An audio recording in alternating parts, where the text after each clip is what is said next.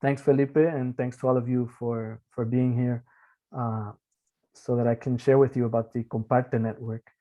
As Jesuits in Latin America, we are concerned with accompanying indigenous peoples and other marginalized groups and trying to walk with them towards life in abundance, as this Mayan altar sort of symbolizes. And part of that has to do with also accompanying their businesses and their cooperatives and alternative businesses that try to make a more inclusive and sustainable economy. So as Jesuits, we've come up with this network called the Comparte Network, from the word to share in Spanish. It's founded a little over 10 years ago, and it's got a few hundred productive initiatives in 11 different Latin American countries. And we work together with Jesuit NGOs, with universities, with foundations to accompany these sort of cooperatives and grassroots productive initiatives. So there you can see a bit of an overview of where we are and what we produce. A lot of it is agriculturally based, and then there's also some more urban things like shoes and things like that.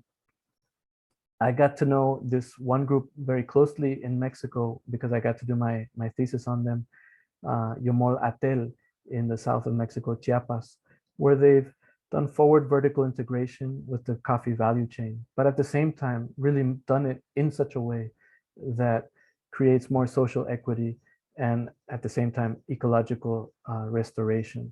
So they're combining social solidarity economy with all of these sort of Laudato Si values, sort of integral ecology, as Pope Francis would say. And the network as such is very systematic, very sophisticated, I would say. And they've sat down to really go through and think about what they're doing. As part of that, these businesses in Latin America have had the chance to work very closely with Mondragon, the large cooperative in the Basque Country of Spain, through their university, where they had very sort of one-on-one mentoring to develop very solid business plans for each of these countries in Latin America. And so some of them are now at the point where they're ready to move on from just getting grants from a foundation or sort of very local, more informal sources of funding, which tend to be smaller, to something a little bit more professional. So they've been thinking about finance, studying this issue, and maturing their businesses.